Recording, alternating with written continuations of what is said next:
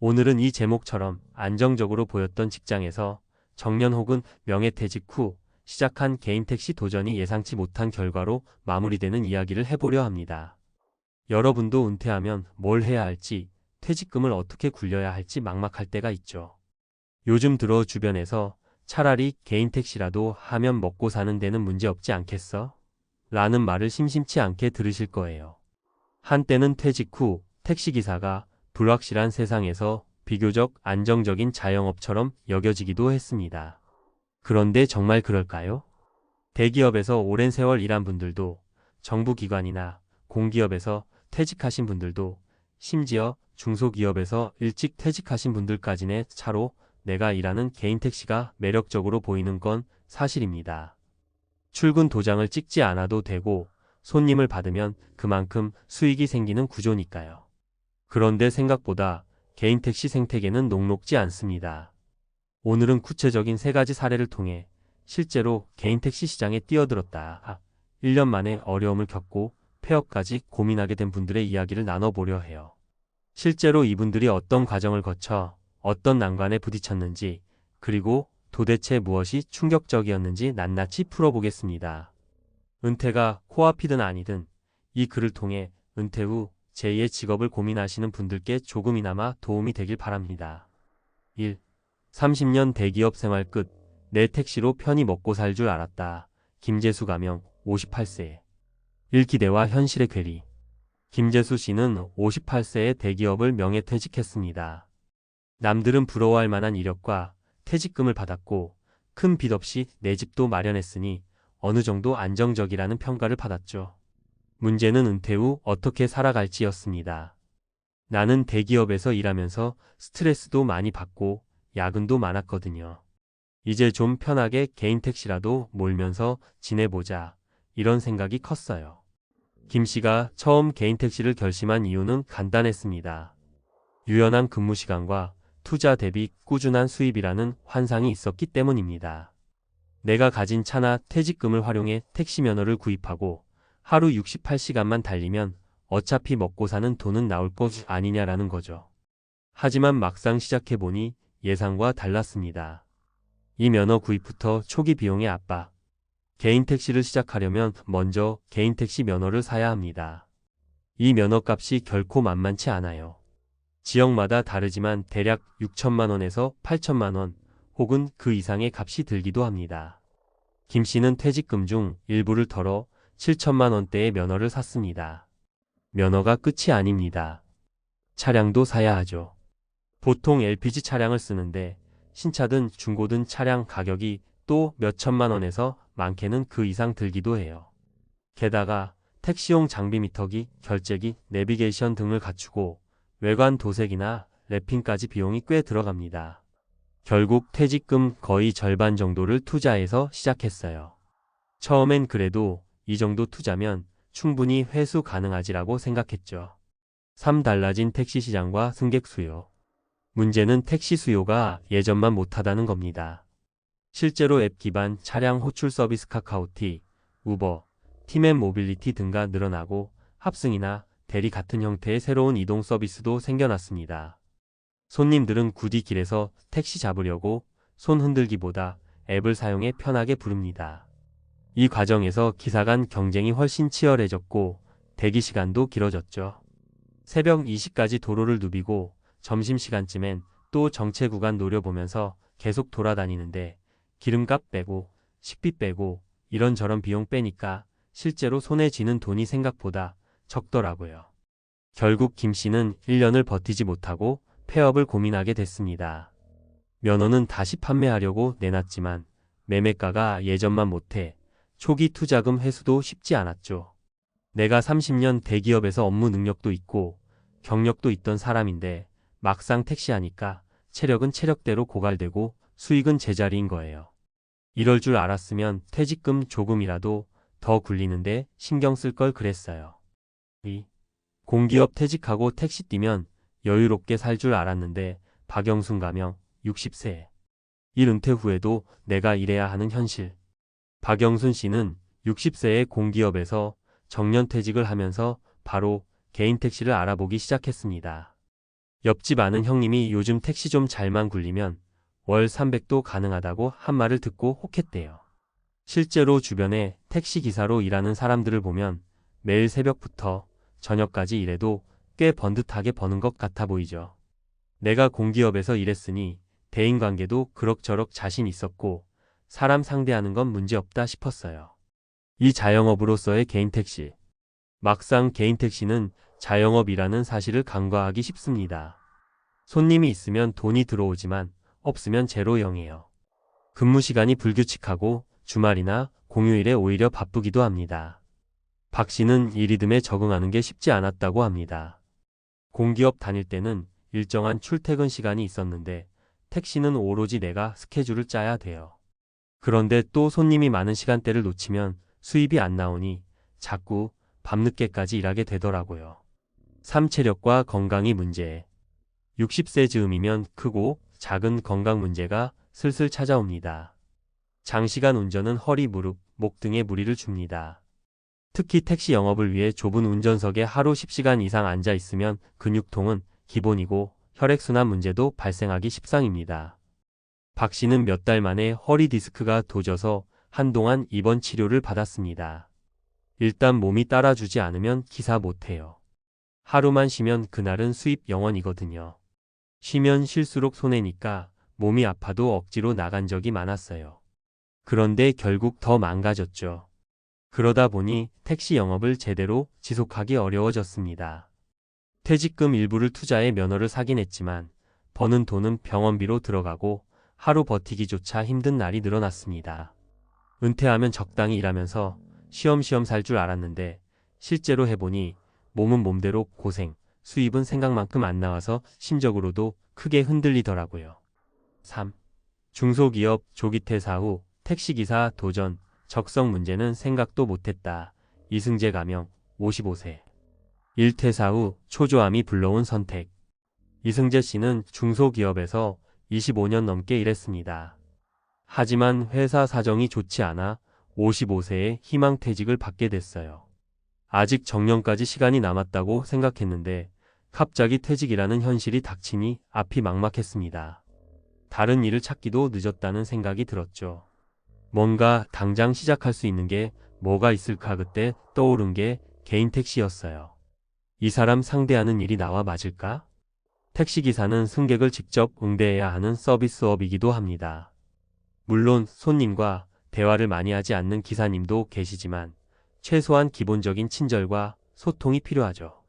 게다가 밤늦게 술 취한 손님이나 무리한 요구를 하는 승객도 자주 마주치게 됩니다. 이 씨는 오랫동안 사무직에 가까운 업무를 해왔고 대인관계가 그리 활발한 성격은 아니었습니다. 처음엔 택시에 타는 손님과 굳이 말 섞을 필요 없잖아 라며 대수롭지 않게 생각했지만 막상 해보니 스트레스가 만만치 않았다고 해요. 손님들이 기사한테 툭하면 화를 내거나 반말을 던지거나 심지어 요금 시비를 거는 경우도 있어요. 평생 내가 이렇게까지 무시받아 본 적이 있나 싶어서 자존심이 상하더라고요. 3. 감정 노동과 수입 불안정. 감정 노동은 생각보다 큰 지치입니다. 특히 퇴직 전에는 어느 정도 내가 회사에서 인정받는다는 자존감이 있었을 텐데 개인 택시에선 어쩔 수 없이 하루 종일 승객의 눈치를 봐야 하는 날도 있어요. 어느 날은 밤새워 힘들게 일했는데 새벽에 취객 손님에게 욕만 바가지로 들었어요. 그러고 수익은 기껏 몇만 원 벌고 끝이죠. 그날은 내가 왜 이 짓을 하나 싶어 한참을 우울해했어요. 결국 이 씨는 개인 택시를 시작한 지 1년이 채 안 돼 관두기로 결심했습니다. 감정이 소진되고 앞으로 이 일을 계속한다면 건강뿐 아니라 정신적인 부분도 버티기 어렵다고 판단한 거죠. 택시가 누구에겐 괜찮은 선택일 수 있지만 성격이나 적성, 그리고 어느 정도 대인관계 스트레스를 감당할 마음의 준비가 있어야 할 것 같아요. 은퇴를 앞둔 분들에게 드리고 싶은 조언. 사전 조사와 냉정한 수익 계산. 개인 택시 혹은 어떤 자영업이든 시작하기 전에 실제 수익 구조를 꼼꼼히 계산해 보셔야 합니다. 택시의 경우에는 면허 구입비, 차량 구입 및 유지비, 보험료, 유류비, 각종 세금, 그리고 예상되는 월순 수입까지 정확히 산출해 보는 게 중요합니다. 남들이 한 달에 300은 번다더라 하는 말만 듣고 뛰어들기엔 변수가 너무 많습니다. 체력과 건강 상태 점검. 나이가 들수록 하루 8시간 넘게 운전대를 잡는 건 쉽지 않습니다. 거기에 야간 근무를 병행하거나 주말에 집중적으로 일해야 할 경우 건강이 받쳐주지 않으면 금방 지치게 돼요. 미리 건강검진을 받고 허리, 무릎 등 장시간 운전에 취약한 부위를 관리해야 합니다. 은퇴 후에는 조금 편하게 일하겠다라는 생각을 갖고 시작하면 큰 낭패를 볼 수 있습니다. 적성과 성격도 고려하자. 택시기사는 결국 서비스업입니다. 손님 응대에 스트레스를 많이 느끼는 성격이라면 솔직히 하루에도 수십 명씩 만나는 일이 고통스러울 수밖에 없어요. 나는 혼자 일하는 건 괜찮지만 사람들 상대하면서 시비 걸리면 못 참는다. 이런 분들은 다른 직업을 찾는 게 더 현명할 수 있습니다. 새로운 방식의 택시 시장 파악. 요즘은 택시도 플랫폼 택시, 카카오티 같은 호출 서비스가 시장을 주도하고 있습니다. 단순히 길에서 손님을 찾는 시대는 사실상 끝나가고 있어요. 승객들이 앱을 통해 호출하는 일이 대부분이고 그만큼 기사들 사이의 경쟁이 치열해졌죠.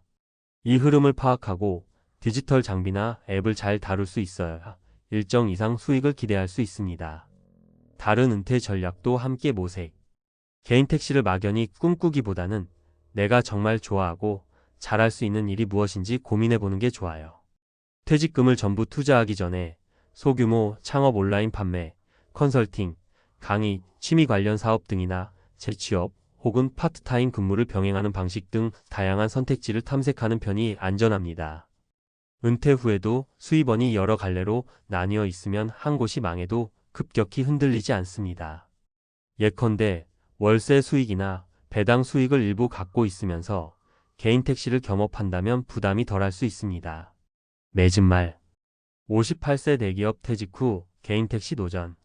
1년 만에 폐업한 충격적인 이유라는 문장만 보면 은퇴 후 택시를 택하신 분이 예상을 빗나간 결과에 얼마나 충격을 받았는지가 드러납니다. 하지만 이건 비단 개인 택시만의 문제가 아니라 많은 은퇴자들이 공통적으로 겪는 은퇴 후 사업 실패의 단면이기도 합니다. 많은 분들이 퇴직금과 오랜 직장 경력을 바탕으로 내가 뭐든 해도 되겠지라는 자신감을 갖습니다. 그런데 자영업이나 개인 택시 같은 분야는 기존의 업무 스킬과 전혀 다른 능력을 요구하기 일쑤죠. 결국 체력 건강 문제, 초기 투자비, 매출 불안정, 감정 노동, 시장 변화 등을 감안하지 않고 뛰어들면 1년도 못 버티고 접는 안타까운 상황이 벌어지는 겁니다. 은퇴 후에는 자칫하면 인생 이막이 새로운 기회가 아닌 또 다른 고민의 시작이 될 수 있습니다. 그러니 준비를 철저히 하는 것이 무엇보다 중요합니다. 특히 지금 직장 생활 중이시라면 현업에 충실하면서도 미래를 위한 작은 시도나 부업, 공부를 병행해 보시는 걸 추천드립니다. 퇴직 후 곧장 새로운 업종에 뛰어드는 것보다 미리 조금씩 경험을 쌓아보는 게 실패 위험을 크게 줄여주니까요. 마지막으로 우리 모두가 바라는 은퇴 후 삶은 어느 정도 경제적 여유와 몸과 마음의 건강, 그리고 가족과의 안정된 관계를 누리는 삶일 거예요. 그걸 위해서 지금부터라도 다양하게 정보를 수집하고 혹독한 현실을 받아들이되 절망만 하지 않고 나한테 맞는 돌파구를 찾아보시길 바랍니다. 이것저것 시도해보고 안 맞으면 과감히 접을 수도 있어야 해요. 은퇴 후 시간은 길 수 있습니다. 그 긴 시간을 어떻게, 어디서, 누구와 써야 가장 행복할지 스스로에게 질문을 던져보는 게 첫걸음일 것 같습니다. 오늘 이야기한 세 분의 사례가 은퇴 후 개인 택시에 도전하려고 준비 중인 분들께 조금이나마 도움이 되었으면 좋겠습니다. 어떤 일이든 쉽지 않지만 미리 알면 대응할 수 있는 여지가 생기니까요. 부디 신중하고 현명한 선택으로 은퇴 후에도 행복한 삶을 이어가시길 응원합니다. 돈은 충분했다. 하지만 은퇴 후 파산의 나락으로. 여러분 혹시 나는 노후 걱정이 크게 없을 거야. 지금까지 착실히 벌어놨으니까 라고 생각해 보신 적 있으신가요? 저 역시 한때는 50대 초반만 되어도 충분한 자금이 모일 것이라고 낙관했어요. 그때가 되면 은퇴해서 좋아하는 여행도 다니고 아침에는 여유롭게 커피도 마시고 가끔씩 가족이나 친구들과 근사한 식사나 하면서 여유로운 제2의 인생을 살겠다는 꿈이었죠. 그런데 막상 주변을 둘러보면 분명 재정적으로 충분하다고 생각했던 분들이 예기치 못한 상황으로 인해 은퇴 후 힘든 시간을 보내는 사례가 점점 늘고 있어요. 어떤 분들은 지갑 속에 든 돈이 시간이 지나면서 점점 줄어드는 걸 보며 불안해하고, 또 어떤 분들은 은퇴 후에야 갑작스러운 지출이 필요하다는 걸 알고 눈앞이 캄캄해지기도 하죠. 특히나 돈은 충분했다. 하지만 은퇴 후 파산의 나락으로라는 말이 남일만 같지 않은 이유가 우리가 인생에서 통제할 수 없는 사건들이 언제든지 발생할 수 있기 때문이에요. 건강 문제, 가족의 돌발 상황, 경제적 위기, 예기치 못한 지출 은퇴 시점에 맞추어 다 맞아떨어지면 좋겠지만 세상사가 그렇게 만만치 않잖아요. 그래서 오늘은 은퇴가 누구에게나 한 번쯤 오는, 그리고 언젠가는 우리에게도 닥칠 수밖에 없는 일이기에 미리부터 실제 사례들을 통해 생각해보자는 의미에서 이야기를 꺼내보려고 해요. 나는 결코 파산까지는 안 갈 거야 라고 스스로 안심하고 있어도 막상 그런 상황이 코앞에 다가오면 아무도 쉽게 대처하지 못할 수 있거든요.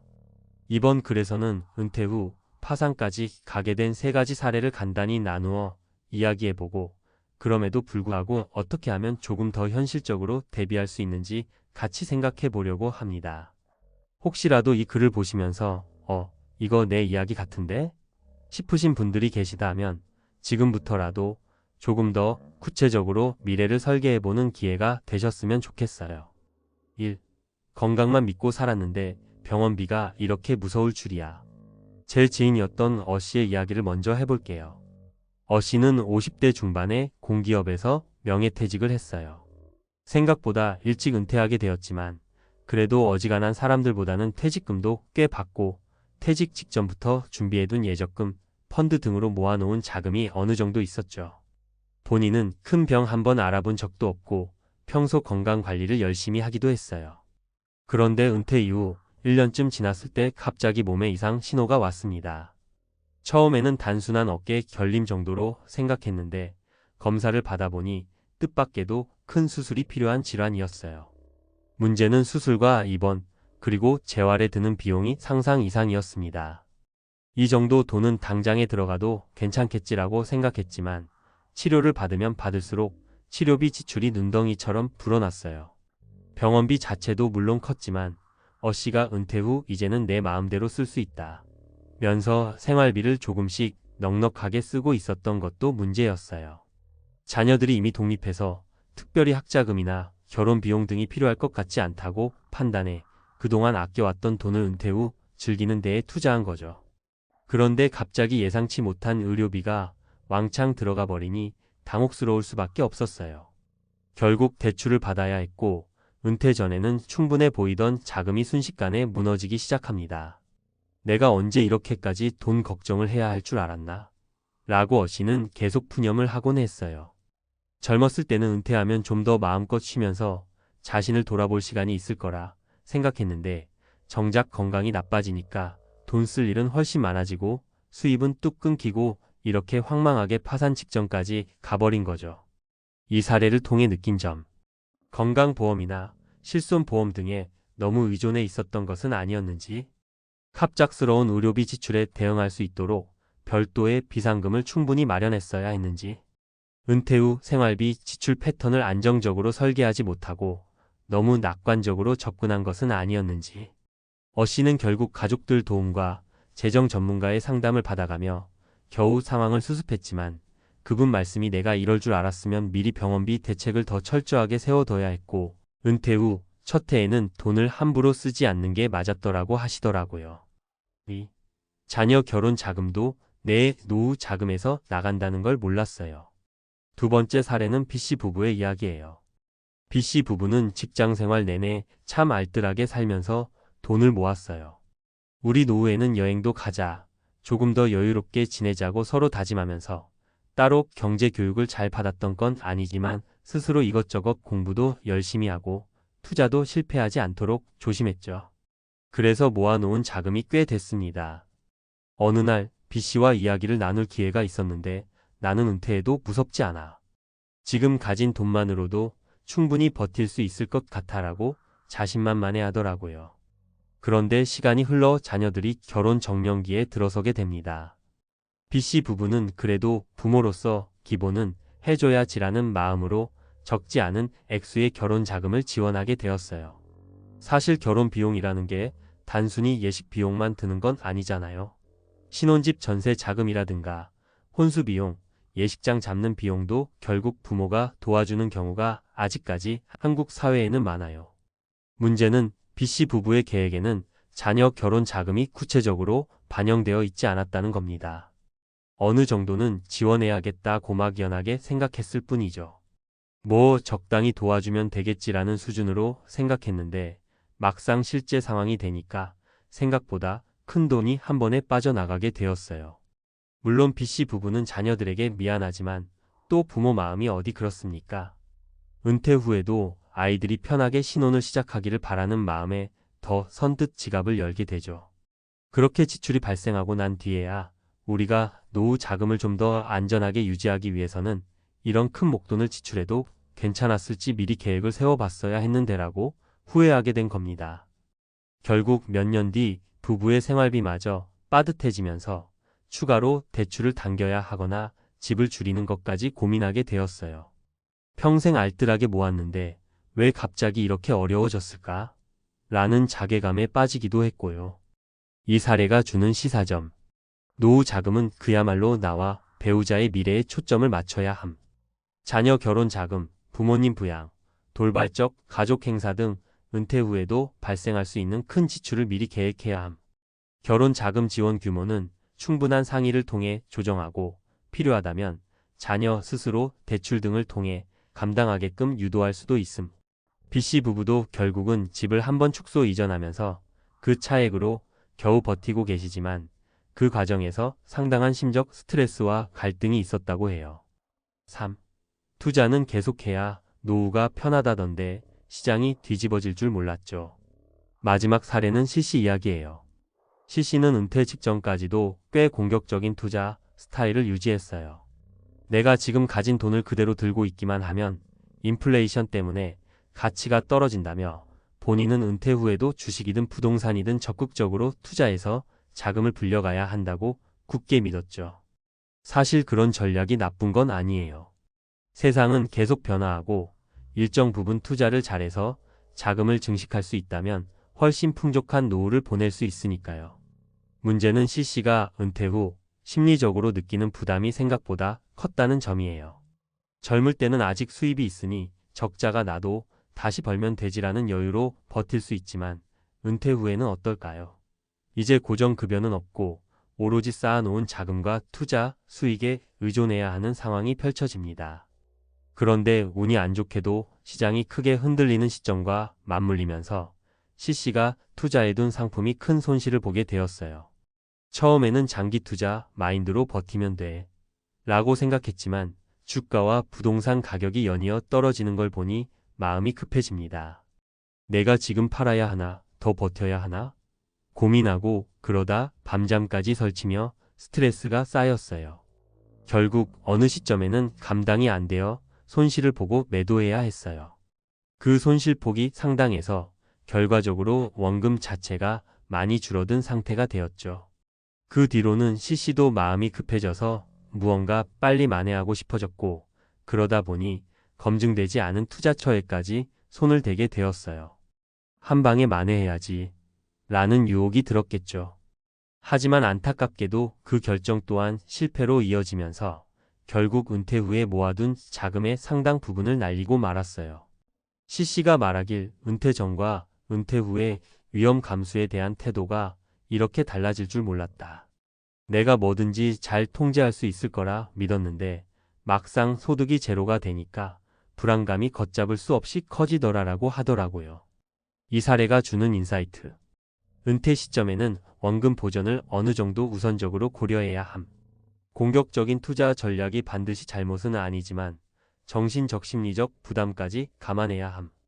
은퇴 후에는 시기별로 적절한 투자 전략의 안정형, 혼합형 등으로 재조정할 필요가 있음. C씨는 다행히도 몇 년간은 소일거리로 파트타임 일을 하면서 부족한 생활비를 메워가고 있지만 자금 손실이 없었다면 훨씬 여유로웠을 거라는 아쉬움을 지금도 아주 크게 느끼고 계시답니다. 은퇴 후 파산을 막기 위한 5가지 현실적 대안. 위의 3가지 사례를 보면서 어떤 생각이 드시나요? 한 줄 요약을 하자면 은퇴 후에도 여전히 많은 변수가 기다리고 있다는 점이에요. 그렇다면 이런 변수들을 어느 정도 막고 혹은 최소화하기 위해서는 어떤 구체적 방법들이 있을까요? 비상금 별도 확보. 당장 한두 달 생활비 수준이 아니라 건강 문제나 긴급 상황에 대비할 수 있는 규모로 별도 통장을 마련해 두는 게 좋아요. 은퇴 후 초기에는 이 비상금을 절대 건드리지 않는다는 원칙도 세우는 게 중요해요. 보험 및 의료비 대책 재점검. 이미 가입된 의료보험, 실손보험, 간병보험 등을 꼼꼼히 확인하고 보완이 필요하다면 은퇴 전에 준비하세요.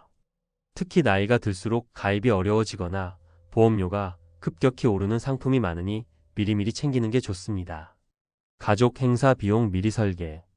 자녀 결혼, 부모님 부양, 형제 자매 돌발적 지원 등 가족 단위로 발생할 수 있는 변수가 꽤 많아요.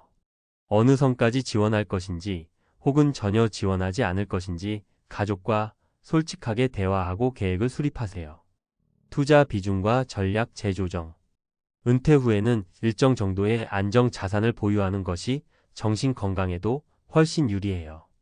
공격형 투자가 장기적으로 보면 수익률이 높을 수도 있지만 한 번에 크게 흔들리면 복구가 쉽지 않다는 점을 기억하세요. 재무 전문가 또는 은퇴 설계 전문가 상담. 스스로 모든 걸 판단하기 어렵다면 은퇴 설계 전문가나 재무 컨설턴트의 도움을 받아서 체계적으로 설계해 보세요. 물론 무조건 믿고 맡기는 게 아니라 상담을 통해 다양한 시나리오를 직접 확인하고 비교하는 과정이 필요합니다. 그래도 결국엔 대비하는 사람이 이긴다. 어쩌면 이 글을 읽으면서 와, 정말 무섭네, 은퇴 준비 제대로 안 했다가 잘못되면 어떡하지? 라는 걱정이 들 수도 있어요. 하지만 저는 너무 겁을 주려고만 이 글을 쓰는 건 아닙니다. 오히려 미리 대비하면 한결 수월하다는 사실을 강조하고 싶어서예요. 사람마다 상황이 다르고 재정 상태가 다르고 자녀와의 관계나 건강 상태도 다 달라요. 그래서 어떤 한 가지 해법으로 모든 문제를 해결할 수는 없겠죠.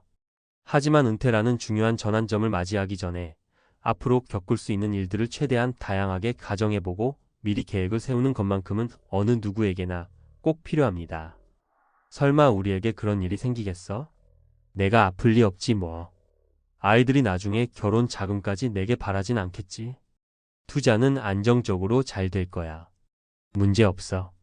이런 식으로 막연하게 낙관하는 것보다는 조금은 안 좋은 시나리오까지 생각해보는 게 장기적으로 도움이 돼요. 실제로 은퇴 후 파산을 겪은 분들은 대부분 설마 그럴 줄 몰랐다. 이 정도 일로 이렇게까지 될 줄 몰랐다고 말씀하시거든요. 그리고 만약 지금 이 순간 나는 이미 은퇴를 해버렸는데 준비가 안 됐어요 라고 불안해하신다면 어떡할까요? 너무 늦었다고 체념하기보다는 지금부터라도 늦지 않았다고 생각하고 움직여야 합니다. 보험 보장 범위를 다시 확인해보고 지출 구조를 점검하고 필요하다면 집의 크기를 조정하거나 파트타임 일자리를 알아보는 등 여러 방안을 찾다 보면 생각보다 다양한 탈출구가 존재하기도 하거든요. 무엇보다 은퇴 후에 돈이 곧 내 시간과 자유를 지켜주는 필수 요소라는 사실을 받아들여야 해요. 우리가 죽을 때까지 살아갈 수 있는 자금이 얼마나 안정적으로 확보되어 있느냐가 은퇴 후 삶의 질을 상당 부분 결정지으니까요. 한편으로는 너무 돈에만 매달리지 않도록 균형을 찾는 것도 중요하겠죠. 가족, 친구, 사회적인 관계, 건강, 여유 시간, 이 모든 것을 놓치지 않는 선에서 재정 계획을 세울 때 은퇴 이후의 삶이 좀 더 아름답게 피어날 수 있을 거예요. 아무쪼록 이번 글에서 소개한 3가지 은퇴 파산 사례가 다른 사람의 불행한 이야기로 끝나는 게 아니라 우리 각자의 내일을 설계하는 작은 힌트가 되었으면 좋겠습니다. 돈은 충분했다. 하지만 은퇴 후 파산의 나락으로 이런 끔찍한 상황이 찾아오지 않도록 지금 이 순간 조금 더 꼼꼼하게, 조금 더 현실적으로 대비해 봅시다. 여러분도 혹시나 곰곰이 생각해 볼 점이 있다면 오늘부터 가볍게 메모장에라도 적어보세요. 내가 은퇴하면 월 얼마가 필요한가? 현재 내 건강 상태나 가족 상황에서 갑작스러운 비용이 발생할 가능성은? 투자 포트폴리오는 어느 정도 안전? 자산으로 구성되어 있나? 등등 구체적인 질문을 던지다 보면 조금씩 그림이 잡힐 거예요. 자, 그럼 우리 모두 은퇴 후에는 정말로 다음 인생을 멋지게 즐길 수 있길, 그리고 결코 파산의 나락에 빠지는 일 없이 더 행복하게 살 수 있길 바라겠습니다. 퇴직을 앞둔 대기업 임원의 삶은 외부에서 보기엔 여전히 성공적일지 모르지만 그 속은 생각보다 훨씬 복잡하고 불안하다. 경영진의 위치에 오르기까지의 치열한 경쟁과 노력이 막상 퇴직을 앞둔 순간에 그 무게감으로 돌아오기 때문이다.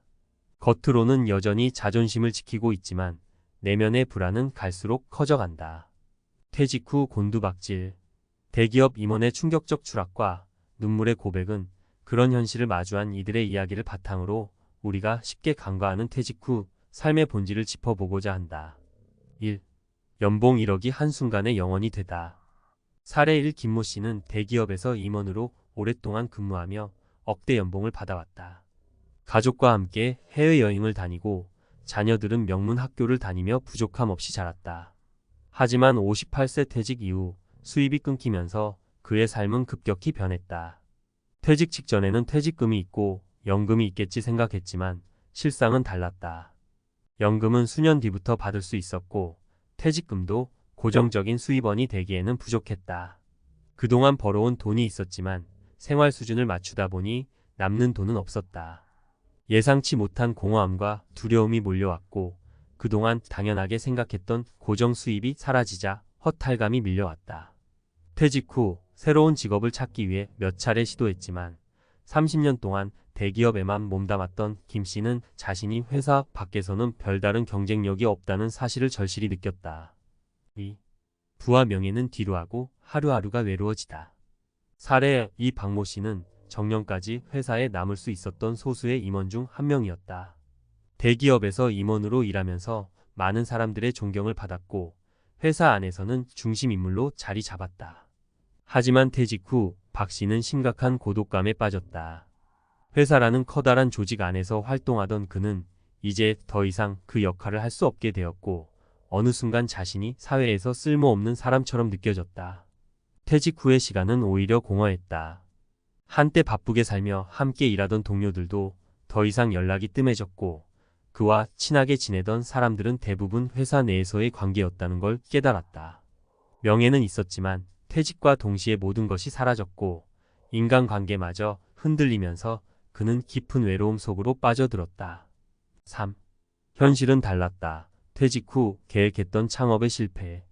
사례 3. 송모 씨는 퇴직 후 자신의 경험을 바탕으로 작은 창업을 계획했다. 대기업 임원으로서 수십 년간 쌓아온 네트워크와 사업적 감각을 믿고 작은 카페를 열었다.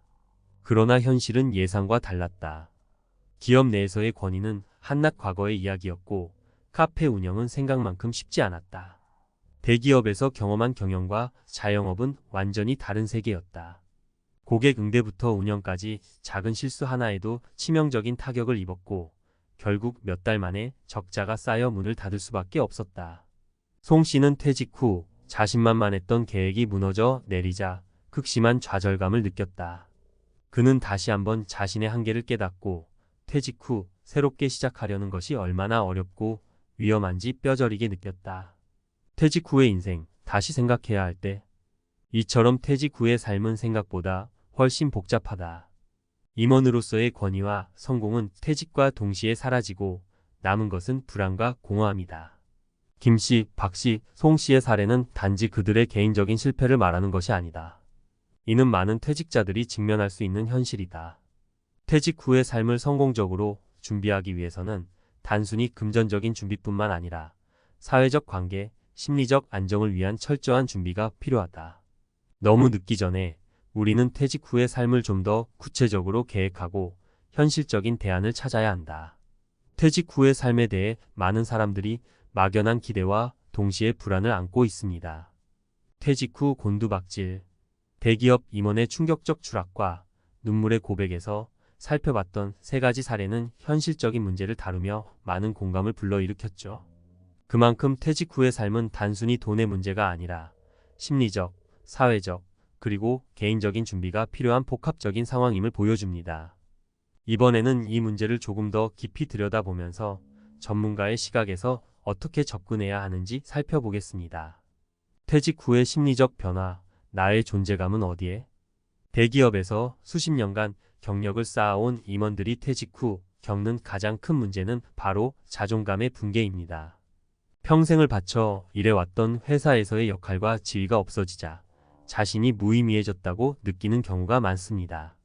대기업에서 높이 평가받았던 사람일수록 그 충격은 더 큽니다. 사회적 위치와 권위를 회사, 내 역할에 의존했던 사람은 퇴직 후 자신의 가치를 잃어버린 듯한 느낌에 사로잡히게 됩니다. 전문가의 조언 퇴직 후에는 나라는 존재에 대한 새로운 정의가 필요합니다. 퇴직 후에도 스스로 가치 있다고 느끼기 위해서는 새로운 목표와 역할을 설정하는 것이 중요합니다. 예를 들어 퇴직 후에는 그동안 미뤄왔던 취미생활에 몰입하거나 봉사활동을 통해 사회에 기여할 수 있는 새로운 방식을 찾는 것도 하나의 방법입니다. 이때 중요한 것은 사회적인 성취나 경제적인 성공을 떠나서 스스로가 의미를 느낄 수 있는 활동을 하는 것입니다. 인간관계의 변화 퇴직 후 고립되다. 퇴직 후 가장 흔하게 발생하는 문제 중 하나는 고립입니다. 회사에서 동료들과 끊임없이 교류하던 생활이 끝나면 사회적 네트워크가 급격히 줄어듭니다. 특히 대기업 임원들은 회사 내에서 대체 불가능한 인물로 활동했을 때의 자부심이 있었지만 퇴직 후에는 이와 같은 관계가 사라지면서 외로움을 느끼게 됩니다. 회사라는 틀 안에서만 유지되었던 인간관계는 퇴직과 동시에 쉽게 무너질 수 있습니다. 전문가의 조언 퇴직 후에는 인간관계를 새롭게 재편할 필요가 있습니다. 회사 밖에서도 의미 있는 관계를 유지하기 위해서는 다양한 사회활동에 참여하거나 지역 사회와 연계된 네트워크를 적극적으로 활용하는 것이 좋습니다. 또한 가족과의 유대 관계를 강화하는 것도 중요한 방법입니다. 일에 치여 가족과의 시간이 부족했던 이들이라면 퇴직 후에는 더 많은 시간을 가족과 보내며 감정적 유대감을 높이는 것이 중요합니다. 경제적 불안 퇴직 후 수입은 어떻게? 퇴직을 앞두고 가장 걱정되는 부분 중 하나는 경제적 안정입니다. 사례에서도 보았듯이 억대 연봉을 받던 임원이 퇴직 후에는 고정적인 수입이 끊기며 심각한 경제적 어려움에 직면할 수 있습니다. 퇴직금과 연금만으로는 기대했던 삶을 유지하기 어려운 경우가 많으며 창업이나 재취업을 통해 수입을 보충하려 하지만 실제로는 쉽지 않습니다.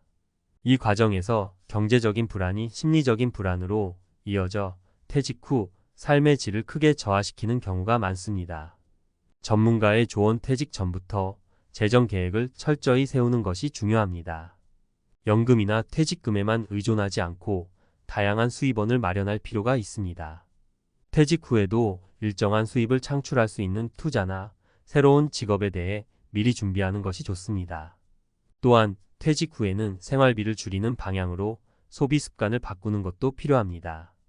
퇴직 전과 같은 생활 수준을 유지하려다 보면 경제적으로 큰 부담이 될 수 있기 때문에 소비 패턴을 재조정하여 안정적인 재정 관리를 해야 합니다. 퇴직 후 성공적인 삶을 위한 3가지 전략. 새로운 목표 설정 퇴직 후에는 기존의 경력과는 다른 목표를 세우는 것이 중요합니다. 회사 내에서의 성공과 별개로 퇴직 후에는 스스로가 가치 있다고 느낄 수 있는 활동을 찾아야 합니다. 예를 들어 사회공헌 활동, 취미 활동 또는 새로운 학습 기회를 통해 자신을 발전시키는 것도 좋은 방법입니다. 새로운 목표는 퇴직 후 삶의 활력을 불어넣고 자존감을 회복하는 데 도움을 줄 수 있습니다. 관계 재편성 퇴직 후 고립되지 않기 위해서는 인간관계를 재편성해야 합니다. 회사 동료들과의 관계가 퇴직 후까지 지속되지 않는 경우가 많으므로 새로운 사회적 네트워크를 형성하는 것이 중요합니다.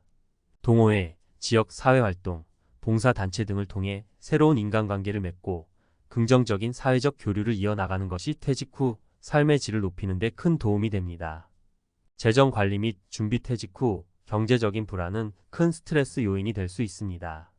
이를 미리 대비하기 위해서는 퇴직 전부터 재정 계획을 세우고 연금이나 퇴직금 외에도 추가적인 수입원을 마련할 필요가 있습니다. 또한 퇴직 후에는 소비 습관을 재정비하고 생활비를 줄이는 방향으로 생활을 조정하는 것이 중요합니다. 필요한 경우에는 자산 관리를 전문가에게 맡기는 것도 좋은 방법입니다. 퇴직 후의 삶은 준비된 자만이 살아남는다. 대기업 임원이라는 화려한 경력을 가지고 있어도 퇴직 후의 삶은 준비되지 않았다면 매우 험난할 수 있습니다. 오랫동안 회사에서 쌓아온 경험과 경력은 퇴직 후에도 중요한 자산이 될 수 있지만 이를 어떻게 활용할지는 전적으로 본인의 준비와 노력에 달려 있습니다.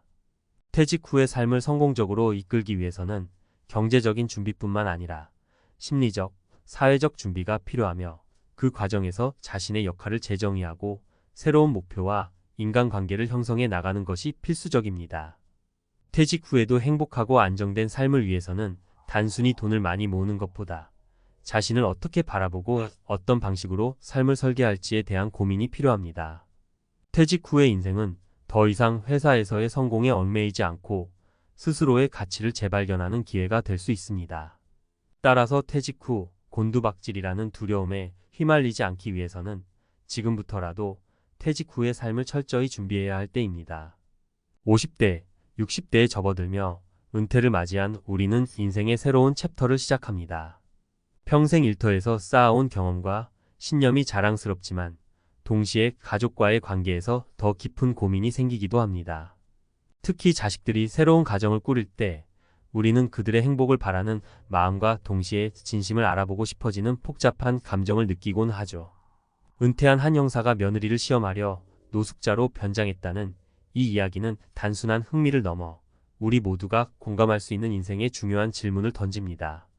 가족 간의 신뢰란 무엇이며 우리 은퇴 세대가 어떤 방식으로 가족을 지켜나가야 하는지에 대한 이야기이기 때문입니다. 은퇴 후에도 가족 관계는 숙제다. 형사의 선택에서 배우는 삶의 지혜. 은퇴 후의 새로운 관계의 시작. 50대와 60대의 은퇴를 맞이하면 한 가지 분명해지는 사실이 있습니다. 이제는 직장 동료들과의 관계보다 가족 간의 관계가 삶의 중심이 된다는 점입니다. 오랜 시간 바쁘게 살아오며 미처 생각하지 못했던 가족과의 유대, 자녀의 독립, 그리고 그들이 꾸린 새로운 가정에 적응하는 일들이 은퇴 후 우리의 중요한 과제가 됩니다. 여기서 많은 은퇴자들이 느끼는 갈등은 가족이 정말 나를 이해하고 있을까? 또는 내가 가족을 제대로 이해하고 있는 걸까? 라는 의문에서 시작됩니다. 오늘 이야기의 주인공인 은퇴한 형사는 이런 의문에 독특한 방법으로 답을 찾으려 했습니다. 그는 며느리를 시험하려 노숙자로 변장했는데 이 이야기는 단순한 드라마 같은 설정이 아닙니다. 실제로 은퇴자들이 가족과의 관계에서 느끼는 불안과 그 해결 방법에 대해 많은 생각을 하게 해줍니다. 사례 1 형사의 노숙자 변장 며느리의 진심을 읽다. 이 형사는 평생 사람의 심리를 꿰뚫어보는 형사로 일했습니다. 하지만 정작 자신의 며느리에 대해선 확신이 없었습니다. 며느리가 결혼 후 부모님께 잘하는 것 같았지만 그의 아들만을 위한 가식적인 행동이 아닌지 의심이 들었던 겁니다. 그래서 그는 노숙자로 변장해 며느리를 몰래 관찰하기로 했습니다. 하루는 며느리가 퇴근길에 노숙자인 그를 지나쳤습니다. 하지만 그녀는 몇 발자국을 지나고 멈춰 섰습니다. 돌아와서 그에게 따뜻한 음식을 건네며 이렇게 말했죠. 춥죠? 이거라도 드세요. 그 순간 형사는 며느리가 가진 진심을 느꼈고 그녀를 믿어도 된다는 확신을 얻었습니다. 이 사례는 우리에게 두 가지 교훈을 줍니다. 첫째, 사람을 판단할 때는 평소 작은 행동을 유심히 살펴야 한다는 점입니다. 둘째, 믿음은 서로를 시험하기보다는 신뢰하려는 노력에서 시작된다는 점입니다. 시험 대신 대화를 통해 서로를 더 깊이 이해하려는 시도가 더욱 건강한 관계를 만들 수 있습니다. 사례 2 은퇴 후 며느리와의 갈등을 극복한 60대 부부. 비슷한 이야기를 가진 60대 부부의 사례를 들어볼까요? 이 부부는 아들과 며느리가 결혼한 후에도 계속 자녀들의 삶에 간섭했습니다. 은퇴 후 시간이 많아지니 며느리의 행동 하나하나가 눈에 띄었고 갈등은 점점 커졌습니다. 결국 가족 모임에서 큰 다툼이 벌어졌고 며느리는 눈물을 흘리며 집을 나갔습니다. 그 후 이 부부는 가족 상담을 받으며 며느리의 입장에서 생각해보는 시간을 가졌습니다. 우리가 너무 많이 간섭했구나라는 걸 깨달았고 며느리와 다시 대화를 시작했습니다. 그들은 며느리에게 이렇게 말했죠. 우리가 너무 몰랐던 것 같아. 내가 힘들었던 부분을 말해줄 수 있겠니? 이 솔직한 대화 이후 갈등은 풀렸고 지금은 가족 모임도 화목하게 이루어지고 있습니다. 여기서 배울 점은 은퇴 후 시간이 많아질수록 간섭이 아닌 지원의 태도가 가족 관계를 유지하는 데 중요하다는 것입니다. 사례 3. 자녀의 배우자를 믿고 지켜본 부모의 이야기. 한 은퇴자는 자녀가 결혼 후 경제적으로 어렵다는 걸 알면서도 굳이 간섭하지 않기로 했습니다. 자녀와 그 배우자가 서로를 믿고 이겨낼 수 있도록 기다려준 거죠. 그 대신 그는 항상 이렇게 말했습니다. 필요하면 언제든지 말해. 내가 도와줄 수 있는 만큼 도와줄게. 이 말 한마디는 자녀 부부에게 큰 안도감을 주었고 그들은 스스로 문제를 해결하려고 노력했습니다. 결국 자녀 부부는 경제적 어려움을 극복했고 부모님께 이렇게 말했습니다. 그때 부모님께서 우리를 믿어주신 게 정말 큰 힘이 됐어요. 이 사례는 가족을 믿는 태도가 얼마나 중요한지를 보여줍니다. 때로는 믿고 기다리는 것이 사랑의 가장 큰 표현일 수 있습니다. 은퇴 후 가족 관계를 위한 3가지 조언. 신뢰를 기반으로 한 대화. 은퇴 후 가족과의 관계는 내가 옳다라는 고집을 내려놓는 것에서 시작됩니다. 대화할 때 상대방의 입장을 들어주고 의견이 다르더라도 존중하는 태도가 필요합니다. 적절한 거리 두기. 부모로서 자녀를 도와주고 싶은 마음은 당연하지만 과도한 간섭은 오히려 갈등을 키웁니다. 자녀가 스스로 결정할 수 있도록 지원하되 지나치게 개입하지 않는 것이 중요합니다. 작은 행동으로 진심 표현하기. 관계는 말이 아닌 행동에서 드러납니다. 자녀나 며느리가 감사할 만한 작은 행동을 꾸준히 보여주세요. 예를 들어 직접 만든 음식을 보내거나 진심 어린 응원의 메시지를 전하는 작은 노력만으로도 관계는 훨씬 깊어질 수 있습니다. 결론 믿음이 답이다. 형사가 며느리를 시험했던 이야기는 우리에게 많은 시사점을 줍니다. 결국 가족 관계에서 가장 중요한 것은 믿음과 신뢰입니다. 시험이나 의심이 아닌 상대방을 이해하려는 노력과 믿음을 바탕으로 한 대화가 가족 간의 갈등을 해결하는 열쇠가 됩니다. 은퇴 후에도 가족 간의 행복을 지속하려면 지금부터라도 믿음으로 시작해보는 건 어떨까요? 때로는 믿음이 모든 것을 바꿀 수 있습니다. 가족관계 은퇴 후에도 평생의 숙제. 전문가 칼럼 믿음으로 다져가는 가족의 유대. 은퇴 후의 새로운 과제, 가족과의 관계. 은퇴를 앞둔 50대, 60대라면 누구나 이런 고민을 해본 적 있을 겁니다. 내가 퇴직한 이후 가족과의 관계는 어떻게 변할까? 평생 직장에서 쌓아온 책임과 관계는 이제 끝났지만 가족과의 관계는 은퇴 이후에도 지속됩니다. 그러나 아이러니하게도 더 많은 시간을 가족과 보내게 되면서 관계가 더 복잡해지는 경우가 많습니다. 특히 며느리나 사위와 같은 새로운 가족 구성원과의 관계는 은퇴한 세대에게 또 다른 도전 과제로 다가오죠. 오늘은 이런 관계를 어떻게 더 건강하게 유지할 수 있을지 사례와 전문가의 관점에서 이야기해 보겠습니다. 은퇴한 형사의 이야기. 관계의 중심은 신뢰. 최근에 들은 한 이야기가 있습니다.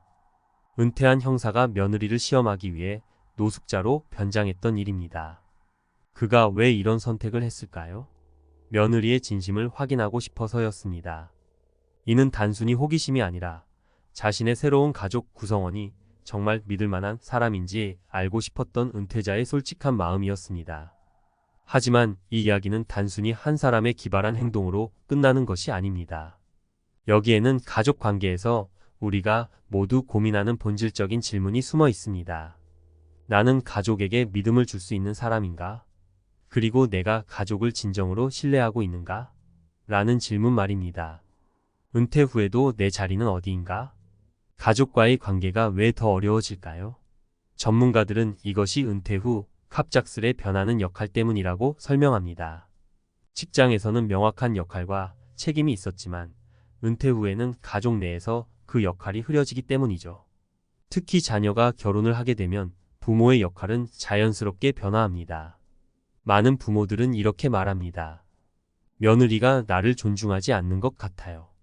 사위가 우리 가족의 일원으로 보이지 않아요. 이런 생각은 결국 불만과 갈등으로 이어지곤 합니다. 하지만 여기서 중요한 건 자녀와 그 배우자도 우리와 마찬가지로 새로운 역할에 적응하고 있다는 점입니다. 사례에서 배우는 교훈. 가족 관계를 잘 유지하기 위해서는 단순히 갈등을 피하는 것이 아니라 서로를 이해하려는 노력이 필요합니다. 여기서 은퇴한 형사의 이야기는 우리에게 중요한 교훈을 줍니다. 그는 며느리를 시험했지만 결국 며느리의 작은 행동에서 진심을 발견했고 그녀를 믿기로 결정했습니다. 이는 은퇴자들에게 가족 관계에서 신뢰가 얼마나 중요한지를 상기시킵니다. 또 다른 사례를 들어볼까요? 60대의 한 부부는 며느리와의 관계에서 늘 간섭을 했습니다. 우리는 너희를 도와주려는 건데 왜 고마워하지 않니? 라는 생각이 갈등을 키웠죠. 하지만 그들이 상담을 통해 깨달은 건 돕고 싶다는 우리의 의도가 오히려 부담이 될 수 있다는 사실이었습니다. 이후 이 부부는 며느리와 거리를 두고 필요할 때만 도움을 주기로 했습니다. 결과적으로 관계는 훨씬 개선되었습니다. 은퇴 후 가족 관계를 건강하게 유지하는 3가지 원칙. 신뢰가 관계의 기본. 가족 관계에서 신뢰가 흔들리면 모든 것이 어려워집니다. 특히 자녀의 배우자와의 관계에서 신뢰를 쌓으려면 작은 행동에서부터 시작해야 합니다. 그들이 무언가를 잘했을 때 칭찬해주고 지나치게 간섭하지 않는 태도가 중요합니다. 공감과 대화의 힘.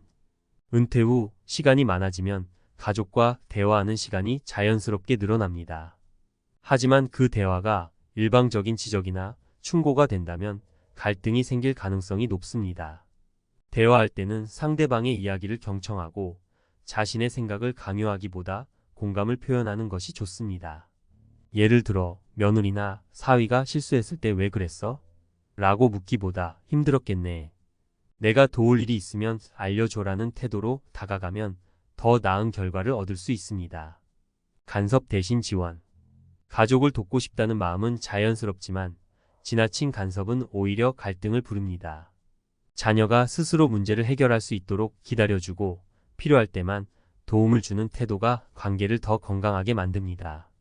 예를 들어 은퇴 후 경제적으로 어려운 자녀를 돕고 싶다면 그들의 재정 상황을 직접 관리하려 하기보다는 필요한 부분에서만 지원하며 그들이 자립할 수 있도록 격려하는 것이 중요합니다. 전문가의 조언 관계는 작은 행동에서 시작됩니다. 은퇴 후의 삶에서 가장 큰 행복은 가족과의 관계에서 비롯됩니다. 하지만 그 관계를 건강하게 유지하려면 신뢰와 공감, 그리고 적절한 거리 두기가 필요합니다. 은퇴한 형사의 이야기는 결국 가족 관계를 지키기 위한 하나의 노력으로 볼 수 있습니다. 가족과의 관계가 어렵다고 느껴질 때 시험하거나 의심하기보다 믿음으로 다가가 보세요. 믿음은 갈등을 화해로, 불안을 안도감으로 바꿀 수 있는 가장 강력한 도구입니다. 결론. 은퇴 후에도 관계는 성장한다. 50대와 60대의 은퇴를 맞이하며 우리는 또 한 번 성장의 기회를 맞이합니다. 가족 관계 역시 마찬가지입니다. 자녀와 그들의 배우자, 그리고 우리 자신도 새로운 역할에 적응하며 관계를 성장시켜야 합니다. 여러분도 은퇴 후 가족과의 관계에서 갈등을 느낀다면 오늘부터라도 믿음과 대화를 시작해 보세요. 가족의 사랑은 가장 강력한 은퇴 후 자산임을 잊지 마시길 바랍니다.